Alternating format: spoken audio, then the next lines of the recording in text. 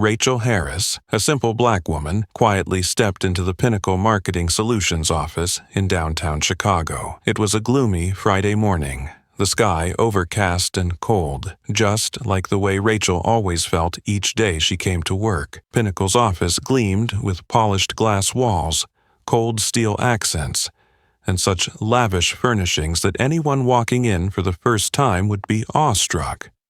But to Rachel, it felt like a suffocating crystal cage, ready at any moment to crush her beneath waves of contempt and discrimination. The moment Rachel slid into her seat, she caught the hostile stares of Jessica Hayes, Mark Reynolds, and Lauren Kim. Pinnacle's trio of glamorous white employees who took pride in looking down on anyone they deemed inferior. Rachel bent her head, silently opening her laptop and forcing herself to focus on her work in an attempt to block out their sneers. A few minutes later, a sharp, venomous voice cut through the air beside her ear. "Oh, Rachel, did you borrow that sweater from your grandma? You look like you just crawled out of a thrift store." It was Jessica, the platinum blonde whose haughty glare was always amplified by her need to be heard by everyone in the room. A ripple of giggles spread around the office, each laugh cutting into Rachel like a blade. She clenched her jaw, her breath coming in short, ragged gasps, her fingers trembling on the keyboard. She didn't bother to explain that she simply chose comfortable, affordable clothes. Her job had nothing to do with designer labels. But to people like Jessica, Rachel's modest wardrobe was all the justification they needed to sneer at her without remorse. Mark Reynolds, the brown-haired guy whose slicked-back hair always shone under the fluorescent lights, sauntered past and feigned a snort. "Hey, Rachel, did you take the bus in again today? I swear I saw someone just like you asking for spare change on that corner yesterday. It was uncanny."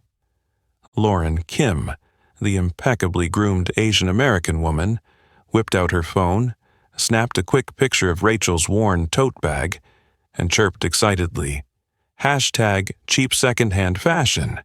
That's going to be trending." Their mocking laughter filled the office again. Rachel felt her throat tighten, her ears burning with shame.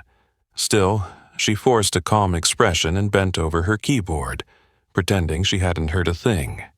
Time crawled by, the humiliation mounting, until she heard Jessica's footsteps approaching.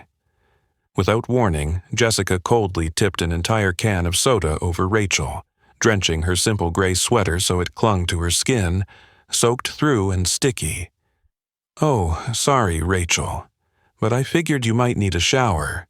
Who knows if you're even clean, right?" Jessica feigned concern, her tone thick with satisfaction. Lauren immediately raised her phone to record, laughing as she did. This is gold, free entertainment. Rachel Harris, Pinnacle's queen of budget fashion. Mark stood by, laughing too, then gave Rachel's chair a hard kick, nearly sending her sprawling. "You should just get up and disappear. Nobody wants someone like you here." Every pair of eyes in the office turned toward Rachel. Some looked away, uncomfortable, while others smirked with delight. Rachel felt her heart tighten as tears threatened to spill, but she refused to let them see her break. Leaning in close, Jessica whispered loud enough for the whole cubicle row to hear, "You really think someone like you belongs here? A poor black girl with no value. Don't even dream about earning respect." Those racist words cut into Rachel's soul like a dagger. Summoning every ounce of strength, she stood on trembling legs and made her way to the break room, determined to wash off the sticky soda that clung to her. In the break room, she faced her reflection, her tear-bright eyes staring back at bruised dignity. Silent tears slid down her cheeks as she fumbled for her phone and called her husband, Nathan Pierce, the only person she knew who could help her weather this darkest hour. While she waited for Nathan, the mocking laughter still echoed faintly from the main office, each peal of amusement sharpening her pain. But in those tear-filled eyes lay a tiny spark of hope, because Rachel knew that her endurance and dignity would one day become the force that would silence every one of her tormentors. Rachel took a deep, steadying breath. Today might have been the day she was humiliated, but it would also be the day that marked the beginning of a change no one who had insulted her could ever have imagined. Rachel slowly set her phone down, the warmth of Nathan's strong voice still echoing in her ear, giving her the strength to rise and face it all. She looked into the mirror, quickly wiped away the last of her tears, and gently straightened the soda-soaked sweater. Her hand brushed against the soft wool, now cold, bringing back memories of the hard days she'd quietly conquered long ago, a past she'd never dared reveal to anyone. Rachel Harris had grown up in a poor neighborhood on Chicago's South Side, where graffiti-covered brick walls littered streets, and the distant wail of police sirens were the soundtrack of her childhood. From an early age, she understood that the color of her skin would always be a reason for others to underestimate and dismiss her. She remembered the wary glances from teachers whenever she excelled, and the whispered complaints from white parents when she topped her class, each one carving a scar on her spirit that refused to fade. Her family wasn't well off, but her mother, Mary Harris, always reminded Rachel that education was the most powerful weapon to break free from poverty and prejudice. Working long hours at a convenience store, Mary scrimped and saved so that Rachel could stay in school. On freezing Chicago nights, while her friends slept soundly, Rachel sat under a dim yellow lamp, poring over textbooks, determined to turn every cruel remark into her greatest motivation. High school brought its own trials. Alongside financial struggles, Rachel faced daily bigotry from white classmates. Each day felt like a battle. She was isolated, bullied, and, more than once, saw her books hurled to the floor amid hateful taunts. "Why bother trying, Rachel? Nobody wants to see a black girl like you up here accepting an award." Her silent tears went unseen. Whenever she got home, she buried herself in books to drown out the jeers. By sheer will, Rachel graduated with top honors and earned a full scholarship to the University of Chicago, where she met Nathan Pierce, the only person who truly understood her pain. Nathan was just another black student then. Humble beginnings, but mighty ambitions. His sharp eyes and warm smile conveyed empathy from the moment they met. They crossed paths in the campus library, where Rachel spent countless hours studying. What began as late-night study sessions blossomed into a deep bond founded on shared struggles and a mutual desire to overcome the barriers of prejudice. Nathan confided in Rachel about his dream to build Pierce Enterprises, a business empire where everyone would be judged on merit, not the color of their skin or their background. His vision and drive ignited an even fiercer determination in Rachel to carve her own path. College flew by. Both graduated with honors. Nathan launched Pierce Enterprises from scratch, while Rachel entered marketing armed with her talent and intellect. From day one at her job, Rachel fiercely guarded her relationship with Nathan, wanting to prove she could succeed on her own merits, not as the boss's wife. Their wedding was a simple affair in a small Chicago park, attended only by family and close friends. Rachel kept her maiden name, Harris, as a reminder that she never wanted to be seen as riding Nathan's coattails. Nathan fully respected her choice, even though he sometimes worried about the tough road she walked alone. Now, standing in the break room mirror, Rachel wondered if keeping their marriage secret had been the right move. Deep down, she knew it was. She never regretted it because her true worth didn't lie in Nathan's wealth, but in the dignity and inner strength she'd cultivated through years of hardship. Rachel drew a steady breath, feeling lighter as she recalled her journey. She'd refused to let prejudice and cruelty defeat her before, and this time would be no different. Outside, Jessica and her cronies' mocking laughter still echoed faintly, but Rachel no longer trembled. She reminded herself they had no idea of the power she held, or that every insult they hurled only reinforced her resolve. Rachel was no longer the shy, frightened girl she'd been. She was a strong, grown woman ready to face anything, and most importantly, she wasn't alone. Nathan was on his way, and this time, she didn't have to battle those bullies by herself. Rachel stepped out of the break room, keeping her head held high, as if the jeers still echoing beyond those walls could no longer touch her. But once the door clicked shut behind her, the strength she'd just reclaimed wavered under the cold, hostile stares of her co-workers.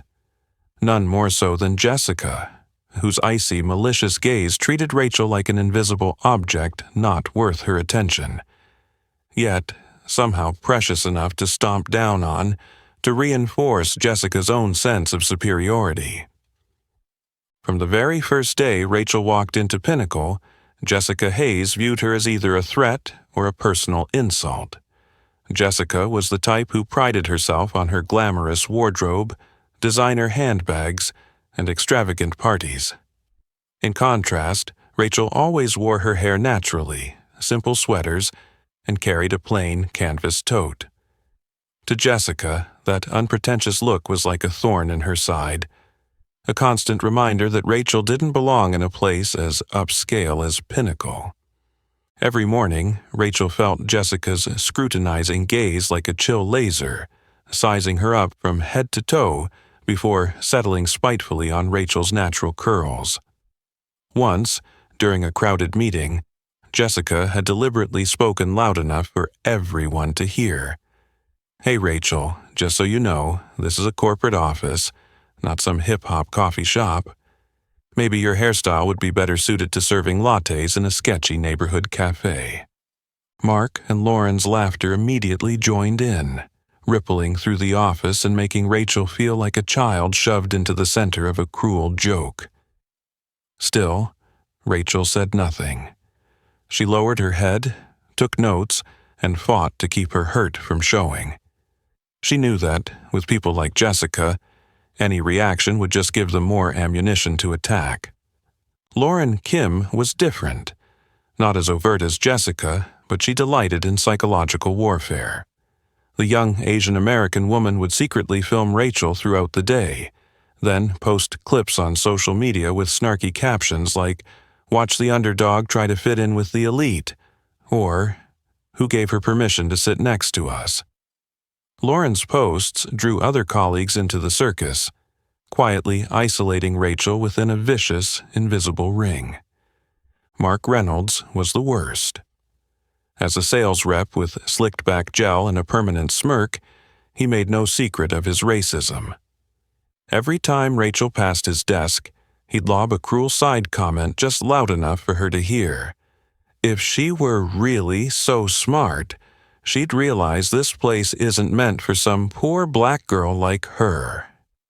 Each barb cut into her, making every step through the office feel like trudging through quicksand. Yet the most painful betrayal came from her own team leader, Brian Foster. A middle-aged man in expensive suits, his salt-and-pepper hair and stern demeanor commanded respect, except when it came to Rachel. From day one, Brian's dislike for her was obvious, though always masked behind faux courtesy. When Jessica publicly humiliated Rachel in meetings, Brian never stepped in. He simply watched in silence, sometimes smirking in satisfaction as if she deserved it. During one monthly performance review, Rachel finally asked Brian why her proposals and reports were so routinely dismissed. He replied with chilling mockery, "Rachel, maybe you should consider whether you're cut out for a high-caliber environment like this. We expect sophistication and refinement here, not someone who hides away in the shadows." That comment made Rachel realize Brian's disdain wasn't professional. It was personal.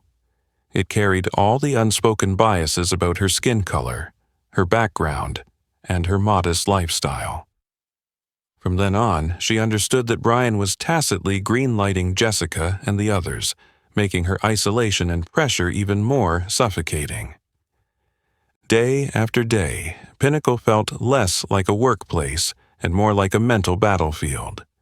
Lunches alone in a corner office, frosty glances in the elevator, mocking laughter whenever she appeared. These had become the soundtrack of Rachel's life at Pinnacle. Amid this gloom, Rachel clung to the one bright spot, the numbers and data she analyzed each day. But deep down, she knew she was reaching her breaking point. She wondered how much longer her hard-won resilience would hold against this relentless barrage. What Rachel didn't yet know was that today, when Jessica drenched her in soda and Lauren filmed her humiliation, would be the breaking point. It would spark a series of events so dramatic that no one at Pinnacle Marketing Solutions could ever predict what came next. That afternoon, the air inside the Pinnacle office felt heavier than ever. Rachel had just finished fine-tuning her important documents, the product of many hours spent painstakingly analyzing data, readying them for tomorrow's meeting. Neatly stacked on her desk lay pages filled with complex figures and charts, arranged cleanly and systematically, a clear testament to her dedication and skill. As Rachel gave one last glance over her work, a familiar sound betrayed her. Jessica's footsteps approaching. In her hand was a steaming cup of coffee, and a cruel smile curled Jessica's lips. In a split second, Jessica slipped, sending the entire cup of dark brew cascading across Rachel's desk. The black coffee spread instantly, soaking every page Rachel had labored over. Rachel jumped to her feet, heart racing, eyes wide with horror, as her meticulous work dissolved before her eyes. "Oh, Rachel, I'm so sorry," Jessica drawled, her tone dripping with sarcasm. "But hey, it's not like these papers were worth much anyway, right?" Mark burst into loud laughter, slapping Jessica on the back in approval. Lauren, ever ready with her phone, began filming Rachel's desperate attempts to salvage the soaked documents. A mocking grin spread across her face as she quipped, "Looks like our Rachel's luck finally ran out. All that effort washed away. Office tragedy is gonna blow up." Rachel bent over, trying to blot the coffee from the pages, but the more she wiped, the worse it got. The numbers and charts smeared into unreadable blotches. A helpless panic swept through her, her eyes burning, but she refused to shed a tear in front of her triumphant tormentors. In that moment, Brian Foster emerged from his office, his expression cold as he took in the scene. Rachel felt a flicker of relief. Surely, as her team leader, he'd step in to defend his employee. But that hope was swiftly crushed when Brian's voice rang out, loud enough for everyone to hear. "Rachel, maybe you've lost sight of where you stand here. You're not just inconveniencing your colleagues, you're underperforming. If this keeps up, I suggest you resign voluntarily before you damage the company's reputation any further." Rachel froze, as if the world had stopped spinning. Brian's words cut deeper than any coffee stain could, each syllable a cold dagger. Her legs trembled, and she gripped the ruined document so tightly her knuckles whitened. Around her, faces turned her way. Curiosity mingled with scorn. Jessica sneered, eyes dancing with triumph. Mark and Lauren whispered and recorded, capturing every moment of Rachel's stunned silence. The invisible wall isolating her only grew thicker, pushing her farther into the corner of her solitude. Swallowing her humiliation, Rachel felt rage and pain surge beneath her calm exterior. She'd worked tirelessly to prove herself, but to them, nothing she did mattered, because she was different, because of her skin color, because she refused to fit their expectations. Biting her lower lip, Rachel forced herself not to collapse. Inside, Anger was coalescing into a fierce resolve. They didn't know it yet, but by driving her into a corner, they had awakened something powerful within her. Taking a steadying breath, Rachel lifted her gaze from the ruined papers and broke the heavy silence in her soft but unwavering voice. "Thank you all for what just happened. I now have a much clearer understanding of my place here." Her words caught everyone off guard. Her bullies, her superior colleagues, even Brian. What they didn't realize was that, in this moment, Rachel had decided she would never again allow them to trample her dignity. And she knew from this point on nothing at Pinnacle would ever be the same. The moment Rachel finished speaking, the office fell into a stifling silence. She felt her legs go weak, but she held her gaze steady and slowly sank into the coffee-soaked chair at her desk. The rich scent of spilled coffee mingled with the bitter sting of humiliation coursing through her mind, reminding her that she no longer belonged at Pinnacle, no matter how hard she'd tried. Her heart pounded as she fumbled for her phone in her bag, fingers trembling as she dialed Nathan almost unconsciously. She'd promised herself she'd never call on her husband to solve her problems, but now she felt she had no choice. The cruelty and public insults of her co-workers had shattered the strong facade she'd worked so hard to maintain. She needed Nathan's voice, the one person who truly understood her, her only anchor in this storm. After only a few rings, Nathan's warm, familiar voice came through.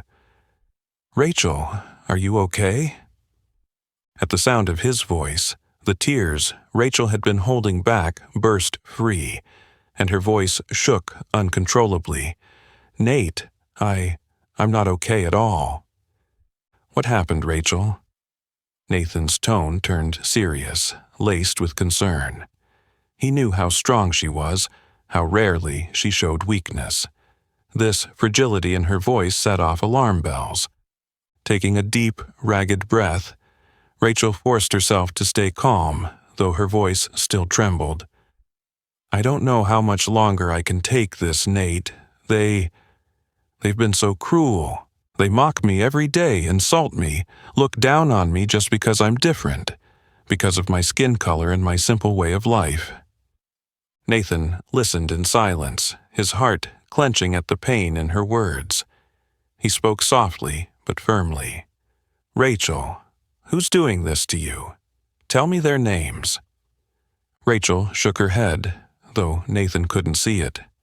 "No, Nate, I don't want to get anyone in trouble. I just don't know what to do."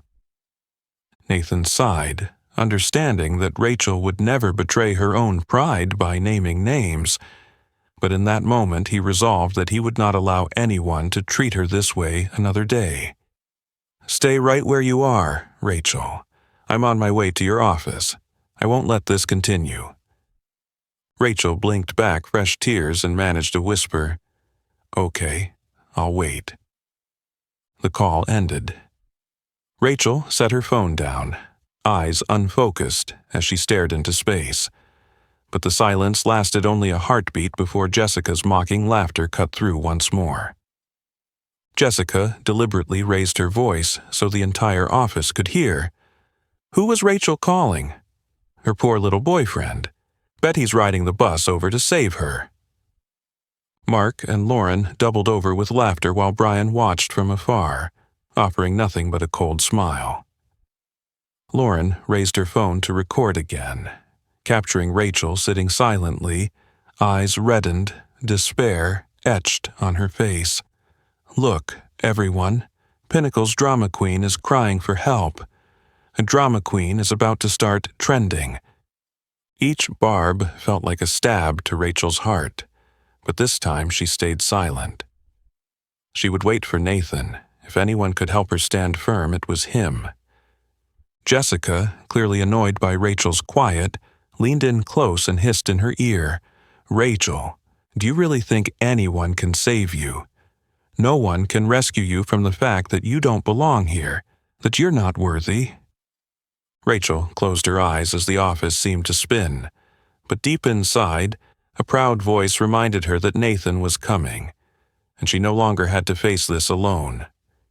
Outside the window, Chicago's sky was leaden gray, heavy clouds signaling an approaching storm. Rachel wondered if this storm would wash away her pain or only make things worse. But regardless of the outcome, she decided she would not back down or allow anyone to destroy the self-respect she'd fought to preserve all these years. Nathan was on his way, and he would be her rock in this darkest hour. About 20 minutes after the call, Rachel heard hurried footsteps echoing down the hallway outside the office. That familiar rhythm instantly chased away the confusion and despair threatening to overwhelm her. Though still trembling, she felt a small measure of relief knowing Nathan had arrived. She turned toward the door, took a long, steadying breath, and fought back the tears pooling in her eyes. The office door swung open with authority, drawing every pair of eyes. A tall, commanding figure strode in, his stern face and sharp gaze sweeping over the stunned crowd.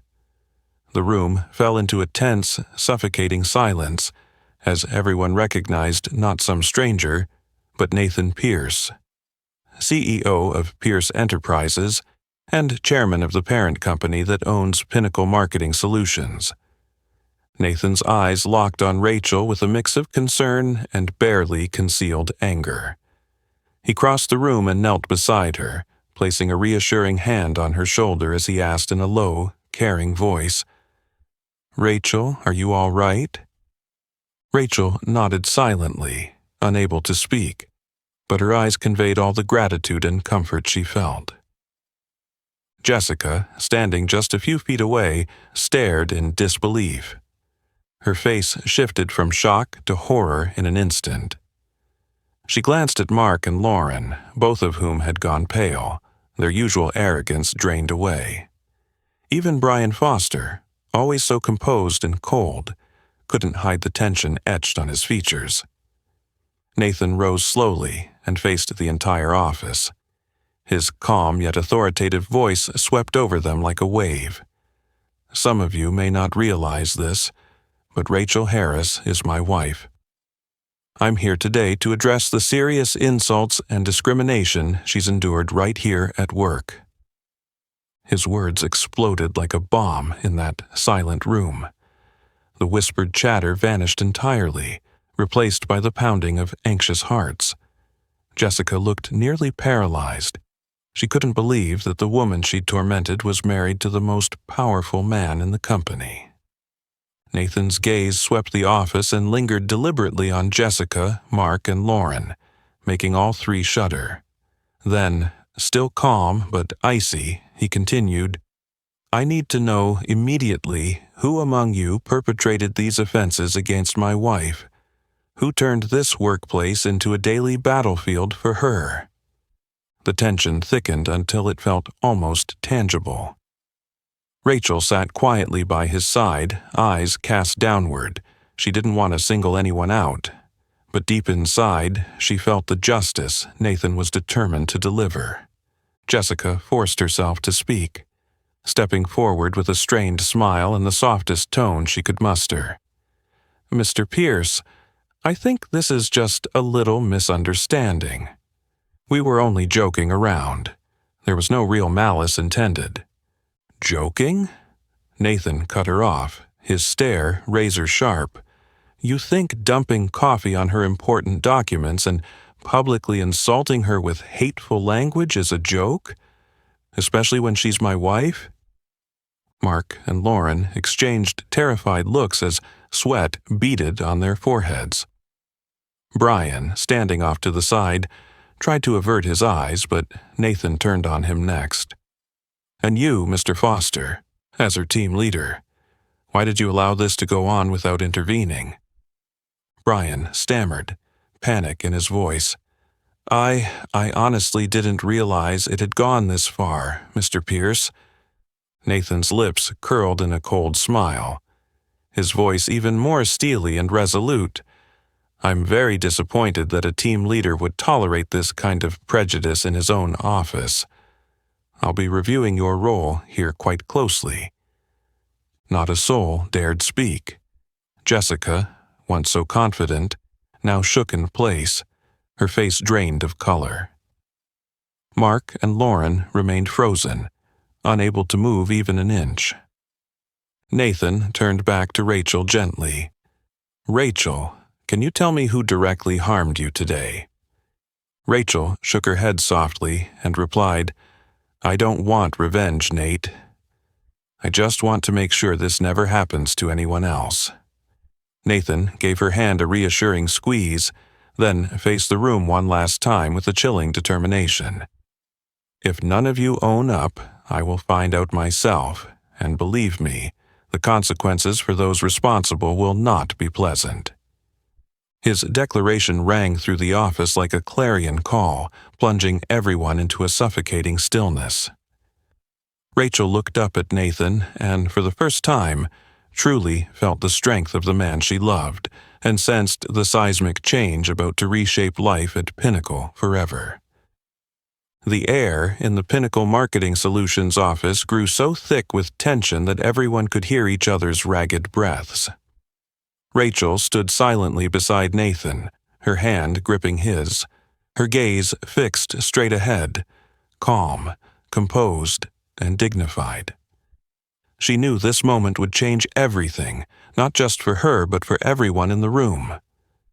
Jessica was the first to recover her composure, forcing on the familiar fake smile Rachel had seen so many times before. Her voice softened into a syrupy sweetness that couldn't hide her panic. "Mr. Pierce, I really think this is all a misunderstanding. We never meant to discriminate against anyone. I'm sure Rachel understands that, right?" Nathan's eyes cut to Jessica, expressionless and icy. He replied with sharp authority, "A misunderstanding, Miss Hayes. I heard every insult you spoke the moment I walked in. Those remarks about Rachel's background and the color of her skin were no accident or misunderstanding. That was outright racism." Jessica's face drained of color. She hadn't expected Nathan to witness everything. She stammered a denial. "No, sir, I didn't mean it that way." Mark jumped in, voice quivering as he tried to defend her. "We were only joking, really, Mr. Pierce. Rachel never reacted strongly, so we assumed she was fine with it." Nathan turned on Mark, his gaze as cold and sharp as a blade. "Mr. Reynolds, you consider publicly mocking and insulting a colleague normal? Filming it and posting it online as fun? Have you ever wondered why Rachel didn't lash out against such cruelty?" Lauren, pale and terrified, spoke up in a weak defense. I didn't think it would get this serious. We just wanted to have a little fun." "Fun?" Nathan repeated, anger flickering in his eyes. "Ms. Kim, your social media posts directly humiliated Rachel and inflicted serious damage on her self-respect and spirit. Your fun was rooted in deep-seated prejudice, your contempt for a simple black woman who just wanted to do her job." Jessica dropped her gaze, speechless, the mask of excuses shattered by Nathan's unyielding presence. At that moment, Brian Foster hurried forward, adopting a conciliatory tone. "Mr. Pierce, I sincerely apologize for these unfortunate incidents. I will ensure the individuals involved are counseled and dealt with internally. This will never happen again." Nathan wheeled on him, voice colder and more forceful than ever. "Counseled and dealt with internally, Mr. Foster? Do you really think such half measures make up for the harm Rachel has endured? As her team leader, you should have stopped this from day one. Yet you chose to look the other way, and even tacitly encouraged it. Your leadership here has been grotesquely inadequate, and I'm deeply disappointed in how you've managed this office." Brian's face went red, his lips trembling as he tried to speak, but Nathan cut him off. There's no need for further explanation. I've heard and seen more than enough. Your responsibilities will be reviewed and reevaluated thoroughly." A heavy silence fell. Jessica, Mark, and Lauren stood like exposed statues, stripped of all pretense, unable to defend themselves. Brian could only bow his head, unable to meet Nathan's commanding stare. While the others trembled before Nathan's authority, Rachel remained resolute. Her eyes, no longer the frightened look they'd once been, now shone with fierce confidence and unbreakable dignity. She looked directly at those who'd abused her, not with fear or hatred, but with the quiet strength of self-respect. Nathan turned back to her, his expression softening as he addressed both her and the entire office in a clear, gentle voice. "Rachel isn't silent because she's weak. She simply doesn't want to hurt anyone else. But that doesn't mean those who harmed her will escape accountability. From today onward, I will ensure no one here ever again subjects Rachel, or anyone, to such discrimination and abuse." His words echoed through every corner of the office, delivering an unmistakable, resolute promise. Prejudice and bigotry would never be tolerated, especially against the woman he loved and respected most. The moment Nathan's firm, authoritative voice finished, the entire office held its breath, waiting to see what would happen next. Rachel stood close beside him, feeling the warmth radiating from his presence, steadying her and giving her comfort. She knew Nathan seldom lost his temper, but when it came to defending the woman he loved, nothing could stand in his way. Nathan turned to face the group responsible for Rachel's suffering: Jessica, Mark, Lauren, and even Brian Foster. His gaze was no longer mere anger. It burned with profound disappointment and a cold resolve that made them all tremble.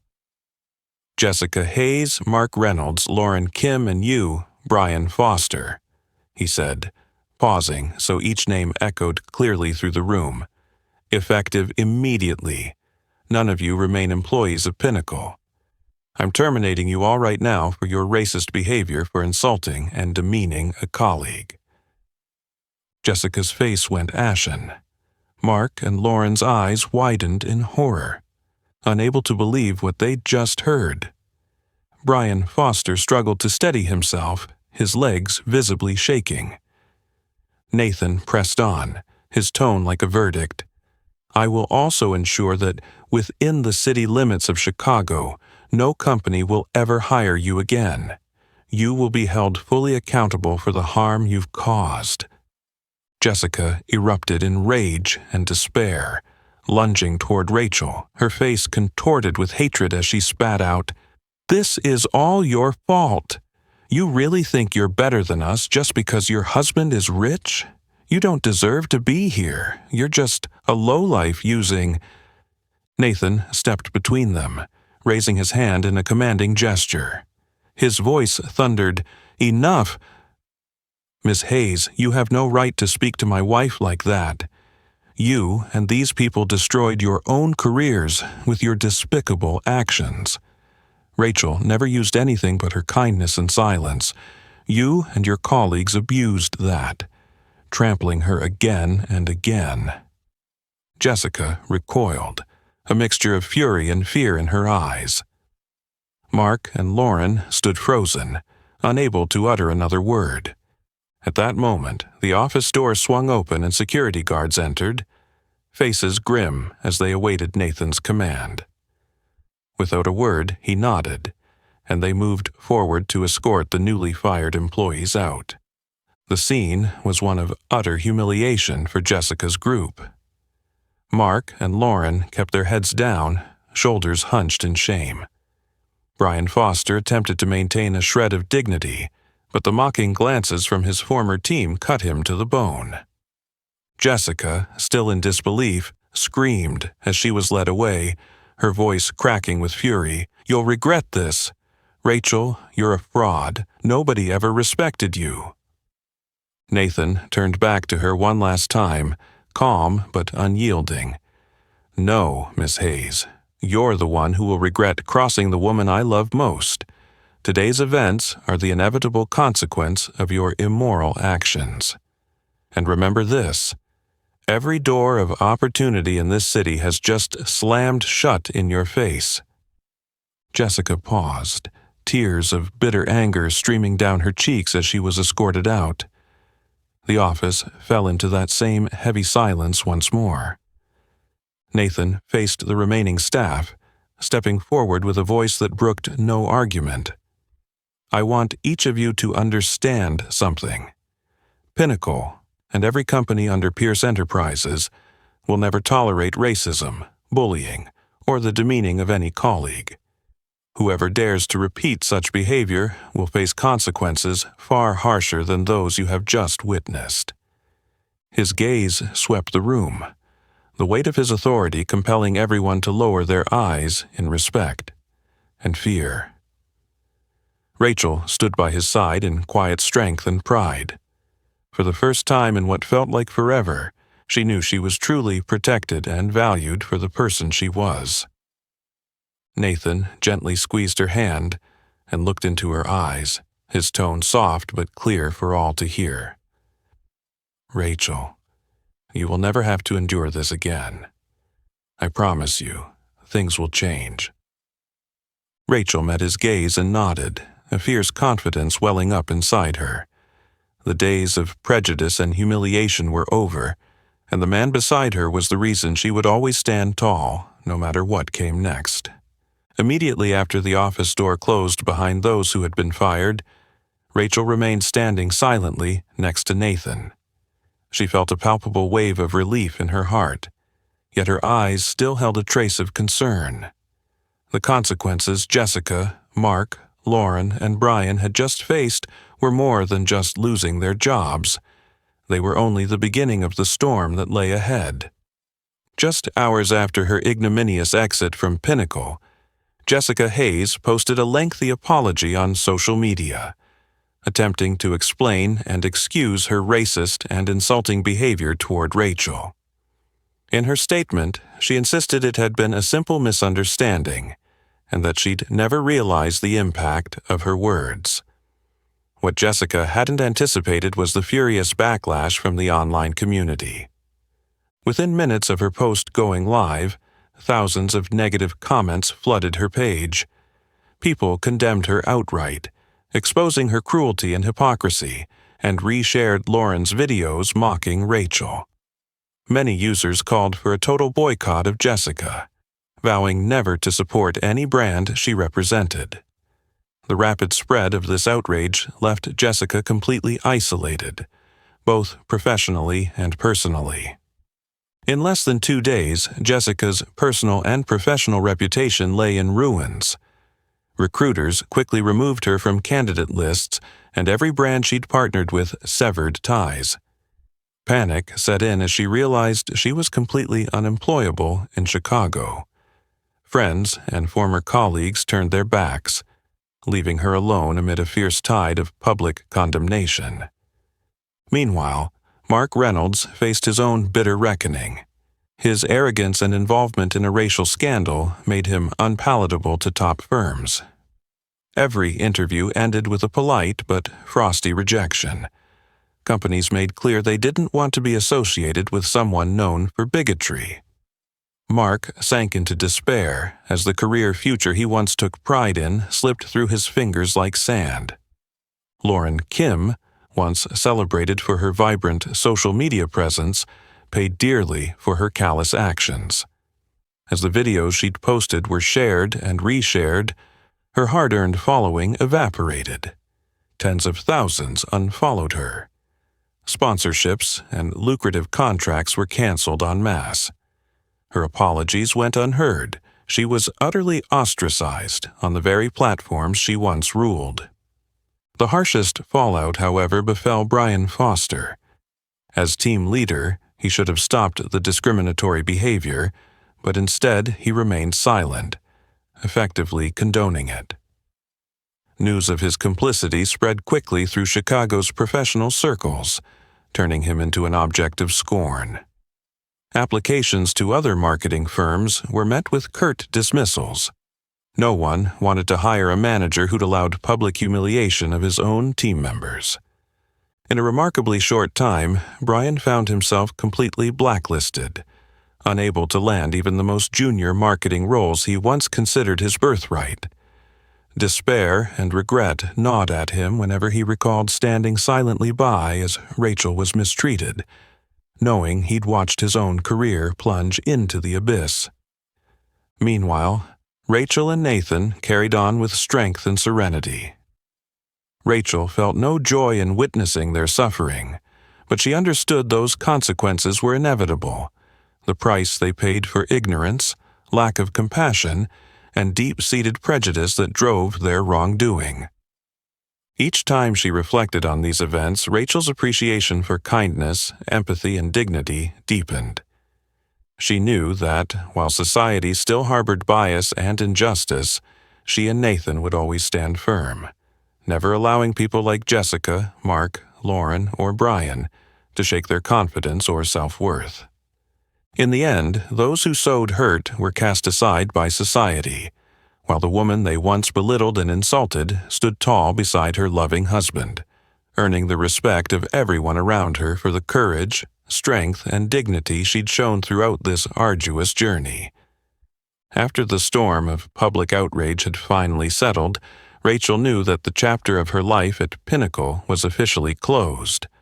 Reluctantly, she admitted to herself that she could never go back to those cold hallways and the contemptuous glances that had haunted her. On a bright, sunny day, she stood before Pinnacle's glass facade one last time, looking into the place that had inflicted so much pain and taught her such profound lessons. She exhaled a quiet sigh of relief and smiled, certain that it was time to forge her own path, somewhere she could truly grow and showcase her talents without fear of being hurt again. Nathan fully supported her decision. Though he could have easily arranged a prestigious position for her anywhere within the Pierce Enterprises family, he understood his wife's fierce independence. He never wanted Rachel to rely on his power or status. He wanted her to live and work on her own terms, freely, proactively, and with the dignity and skill that were entirely her own. Filled with pride and calm resolve, Rachel left Pinnacle and set up a small office in downtown Chicago. Armed with her sharp data analysis skills and years of dedicated experience, she began consulting for small businesses facing financial and strategic challenges, especially those owned by people of color who'd long been overlooked and denied access to vital resources. Gone were the scornful looks and mocking laughter. Every workday now brimmed with inspiration. Most of her clients were minority-owned mom-and-pop ventures, eager to overcome economic and social barriers. Rachel used her expertise to help them untangle their toughest problems, guiding them toward sustainable growth and stability. She often recalled her mother's words, "Remember, what you do today will change many lives tomorrow." Rachel had turned her own hardships into motivation to serve, and to uplift those who had even fewer advantages. Nathan remained by her side, respecting her autonomy in every career decision. He watched in silent pride as she described each new client and every small but meaningful victory.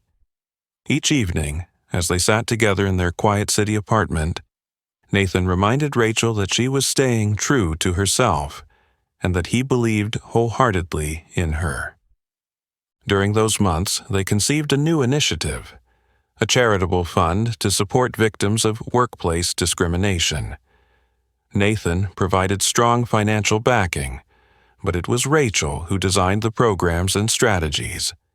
They named it the Overcoming Prejudice Fund, intending it as a beacon of hope for anyone whose story echoed Rachel's, helping them reclaim confidence and purpose.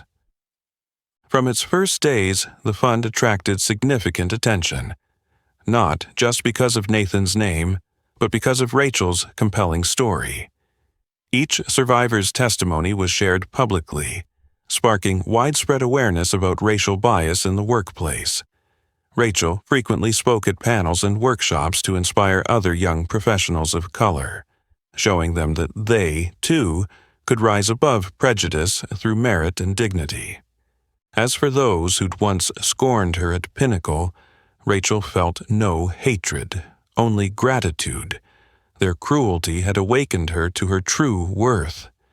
She no longer wasted energy dwelling on them, but she recognized that the repercussions they faced were society's lesson to anyone who ever chose bigotry over empathy. Every night before sleep, Rachel looked out at Chicago's glittering skyline and wondered if those who'd hurt her ever gazed at the same stars. She'd smile, knowing that the past didn't define her. Her bold steps toward the future did. One evening, Nathan gently placed a hand on her shoulder. Rachel turned to him, eyes full of love and gratitude. He smiled and whispered, "Rachel, I've always known you'd achieve greatness. You are the strongest woman I've ever met." Rachel squeezed his hand, more convinced than ever that her new journey would be powered by the love, respect, and faith he gave her. Above all, she understood that life's real measure wasn't wealth or fame, but the strength to rise every time you fall, and the courage to help others do the same. She vowed that no matter what lay ahead, she would never let anyone strip her of the dignity and self-respect she had fought so hard to reclaim. And most importantly, Rachel Harris had finally found the path she'd been seeking, a path of independence, pride, and profound meaning. Rachel's bold, confident strides on her new path quickly caught the community's attention. The story of a Black woman who was once demeaned and insulted at Pinnacle, yet rose up to claim her own worth, spread like wildfire across social media and mainstream news outlets. In no time, Rachel Harris became a living symbol of courage, independence, and unwavering resolve against injustice and deep-seated prejudice. Her journey transcended personal triumph, sparking a powerful, widespread outcry against workplace racism in Chicago and beyond. Journalists, civil rights advocates, and experts on racial equity reached out to hear her inspiring, heartfelt testimony. Each time she shared her experiences, Rachel stressed that remaining silent in the face of injustice is itself part of the problem, and that everyone bears responsibility for standing up to protect their own dignity and that of others. Seeing the tremendous positive impact of Rachel's story, Nathan decided to take an even bolder step. As CEO of Pierce Enterprises, he launched a comprehensive, company-wide initiative to educate and raise awareness about racial equality across all his subsidiaries. The program featured training sessions, workshops, and a complete overhaul of HR policies, including clear anti-discrimination guidelines and an internal hotline where any employee could confidentially report bias and receive immediate support. These decisive actions created an immediate ripple effect, not just within Pierce Enterprises, but throughout Chicago's business community and nationwide. Other corporate leaders, inspired by Nathan's example, implemented similar measures in their own organizations, triggering a profound shift in workplace culture and societal awareness. At Pinnacle, colleagues who had witnessed Rachel's mistreatment but stayed silent began to recognize what they'd done wrong. Many came forward to offer genuine apologies, expressing remorse and a desire to make amends. One late afternoon, Rachel received a call from Emily Parker, a former Pinnacle coworker who'd seen everything but never spoke up. With a trembling voice, Emily confessed, "Rachel, I'm so sorry I stayed silent while you suffered. I should have defended you, but I chose to protect myself instead. I now see that my silence hurt you too. I promise I'll never let anyone else go through that." Emily's heartfelt words moved Rachel deeply. She realized that true change starts with those who once stood by in silence. Those very people are essential to creating lasting progress. Soon, similar calls and messages poured in. Former co-workers who had avoided Rachel publicly shared their regrets, admitting that their silence had allowed discrimination to persist. They pledged to speak out and defend vulnerable colleagues in the future. Buoyed by strong community support and a widespread shift in attitudes, the Overcoming Prejudice Fund, founded by Rachel and Nathan, rapidly expanded its reach and influence. Stories of workplace discrimination victims were shared widely, serving as powerful lessons and prompting people everywhere to examine their own behaviors and beliefs. Once again, Rachel stood on the stage of a major human rights conference in Chicago, recounting her life story to thousands. At the close of her speech, she spoke with calm conviction. "I'm not here today to dwell on my own pain. I'm here to remind each of you that we all share a responsibility to fight for justice and dignity, for ourselves and for each other. Real change doesn't begin with grand statements. It begins with each of us finding the courage to speak up against injustice and showing compassion for those around us." Her words earned a thunderous, sustained standing ovation.